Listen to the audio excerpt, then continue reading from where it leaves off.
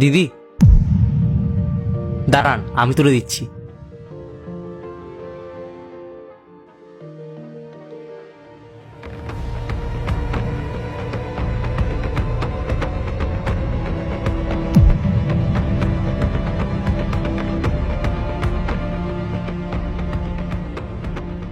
এই নিন আপনার ব্যাগ।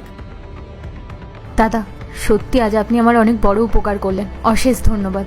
আরে এতে আর এমন কি আছে? ঠিক আছে দিদি, আমি আসছি।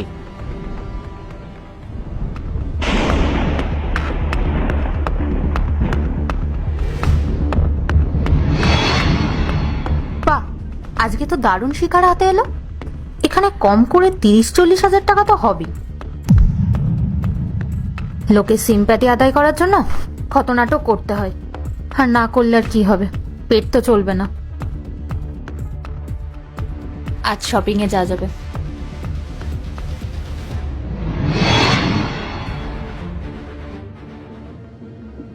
এক মিনিট দাঁড়ান, আপনাকে তো এই গ্রামে কখনো দেখিনি।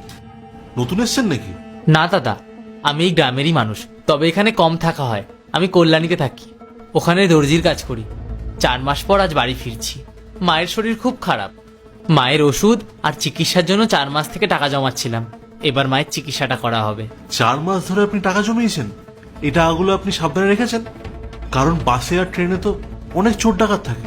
হ্যাঁ দাদা, আপনি ঠিকই বলেছেন, আমি খুব সাবধানে টাকাটা রেখেছি।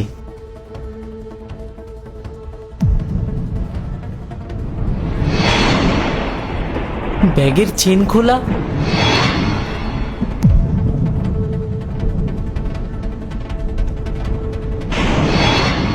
আরে আমার টাকা কোথায়? ব্যাগ তো ফাঁকা। কোথায় গেল টাকাগুলো? দাদা 40,000 টাকা ছিল, আমার মায়ের চিকিৎসার টাকা। তাহলে তাহলে বাসে ওঠার সময় কি? আমি খুব কষ্ট করে টাকাগুলো জমিয়েছিলাম দাদা, দুবেলা ঠিক মতো খেতামও না। এখন এখন কি হবে? দাদা একটু শান্ত হন, আপনার টাকা কেউ নিয়ে গেছে, আমি তাকে দেখেছি। আপনি দেখেছেন? কে? এই যে দেখুন।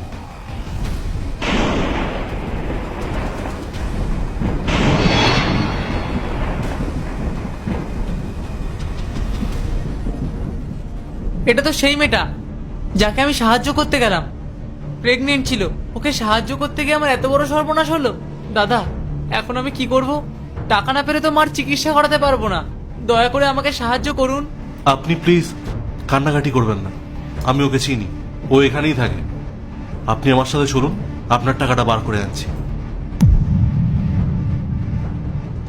40,000 টাকা এবার বেশ কয়েকদিন আয়েশ করে কাটানো যাবে। কি হলো, টাকা গোনা শেষ হলো? প্রেগনেন্ট ছেলে তো ভালোই ব্যবসা করছো।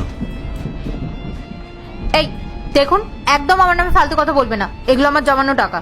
ব্যাংকে বড় লাইন ছিল, তাই জন্য আমি টাকাগুলো তুলে বাড়িতে এসে গুনছি। থাক, আর মিথ্যে বলতে হবে না, আমরা দুজনে সবটাই জানি। 1 মিনিট, আমি এই ফোনে সব রেকর্ড করেছি, তুমি কিভাবে ওর টাকাটা চুরি করেছো। এই দেখো।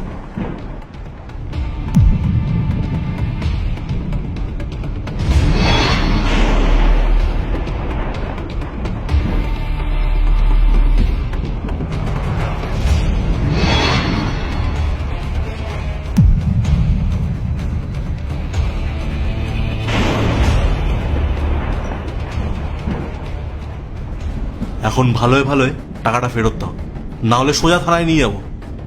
দাদা দাদা, দয়া করে পুলিশকে জানাবেন না। এই যে ওনার টাকা, আমি ওনাকে সব টাকা ফেরত দিয়ে দিচ্ছি। দয়া করে আমাকে ক্ষমা করে দিন। এই নিন। এই টাকাটা আমার মায়ের প্রাণের চেয়েও দামি ছিল। দাদা আপনি যখন সব রেকর্ড করেছেন, পুলিশকে সব জানিয়ে দিন। এমন প্রতারক সমাজে থাকলে আর কত লোকের সর্বনাশ হবে জানা নেই। তুমি একদম চিন্তা করবে না ভাই, আমি অলরেডি এই ভিডিওটা নিয়ে পুলিশের কাছে গিয়ে কমপ্লেন জানিয়ে এসেছি। ওরা একটু বাদে এখানে আসছে, চলো। দাদা দাদা,